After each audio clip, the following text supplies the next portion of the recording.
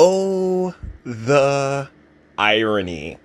Isn't this the same man who was talking about how Kamala Harris is going to be the next best president? Isn't this the same man who sat there and let Hillary Clinton talk about hot sauce in a bag instead of asking about actual legitimate policy?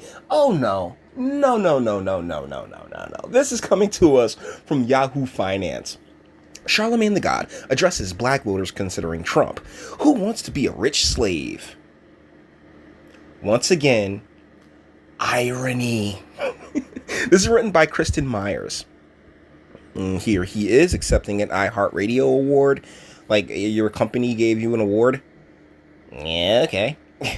President Trump has tried to court black voters, highlighting his economic record with African Americans. The unemployment rate for African Americans currently sits at 5.4%, a record low, and the tight labor market means that minorities get a boost. Trump only picked up 8% of the black vote in 2016, a number he boasted he will increase to 95% in the 2020 election. I don't think you're getting that high, my guy, but yeah, you're definitely going to do a lot better than 8%. But radio host, author, and television personality Leonard McKelvey, aka Charlemagne the God, had a warning for black voters who think a Trump presidency might equal financial prosperity. It's not worth it at the end of the day, he said. Word. How much does he get paid? Like, I'm curious. How much is he making? Like, it has to be in the seven figures. And so to sit here and talk about, oh, it's not worth it at the end of the day while you're sitting there prospering rather well, I mean, this is just keeping cats on with the BVMM, right? The black victim mentality movement. Like, that's all it really is. They're desperate to keep that mentality prevalent in, urban spaces and urban communities, because that's how you keep, I think the best way to describe it is that those who make the best slaves are ones who don't believe they're slaves. And that's really what it comes down to in urban America. They don't believe they're slaves. Oh, no. We're on the right side because Trump, who got in office 3 years ago, as opposed to, and they sit there and talk about the last 3 years and then try to draw it to 400 years. And it's like, bruh, calm down. All right? Calm down. There's 397 years that you are just completely ignoring. Speaking on the sidelines of the Black Technology Conference, Afrotech, in Oakland, California, the radio host explained that while boosting black wealth is important, voting for Trump might be paying too high a price. Oh, Lord. Whatever his white massa asks him to say, he gonna say. Golly, he's a corporate puppet. That's it. Trash shit. Financial freedom is definitely our only hope, he said. But we also have to remember that we are black at the end of the day. So what? You sit here a millionaire talking about, we gotta remember we black at the end of the day. Oh no. Get the man fuck out of here, bruh. He continued, explaining that black Americans need to watch for the hook. What the hook gonna be? I don't need to hook up on this beat. That's a old Murphy Lee song. I don't remember, like probably 15 people remember. I don't think that we have gotten to the point in our society where we can take those chances on a president who may be putting money in our pockets but rolling back all our other civil rights. Where?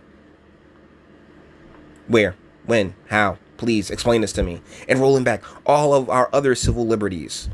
Once again, wait, like, y'all, okay, so let me point out something that I don't like that President Trump recently did. He reauthorized the Patriot Act, which is what's given the NSA all of its power to spy on us.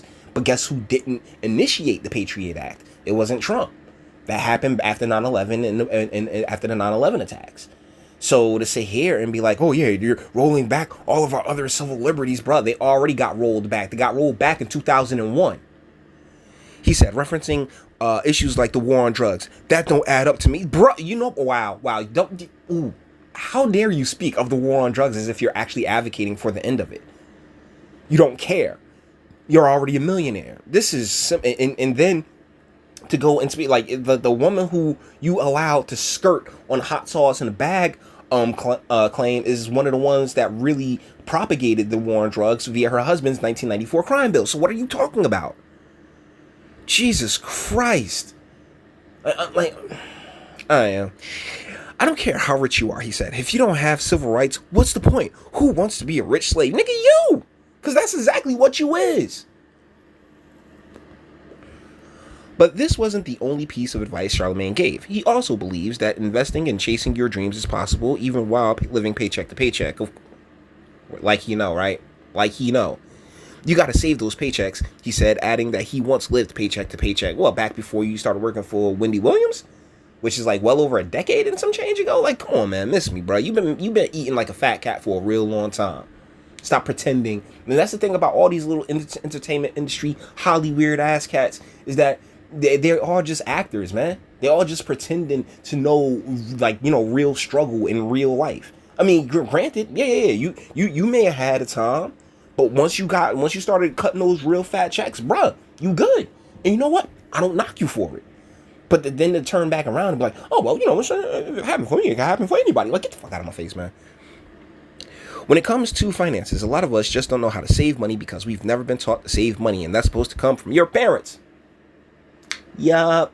That is one of those things that you're supposed to learn from that. Like you're sitting here talking about what needs to be taught at the same, and on one hand, at the same hand, propagating the single parent household, the single mother for the most part, but the single parent household. And when you got two parents that are sitting there killing themselves, trying to save and make money in order to, you know, maintain their family, or you got one parent, which is even worse. But no. By all means, single moms rock. Get the fuck out of my face.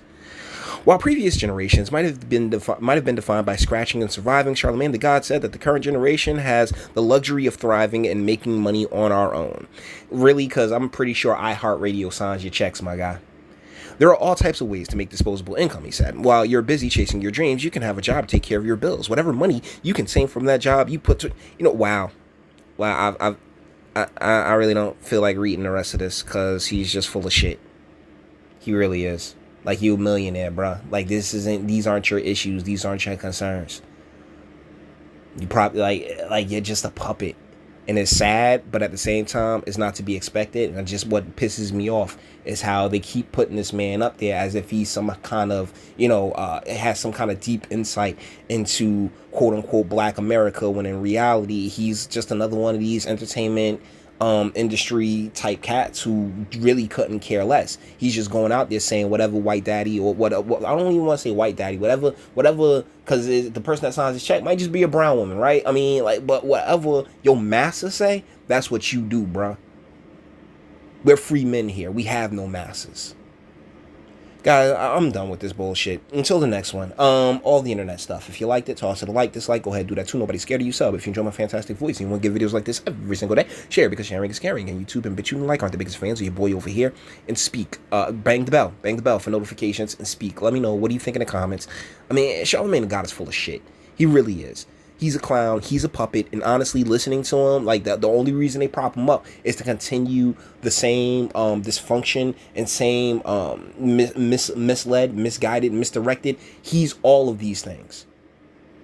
Let me know what you think in the comments. Until the next one.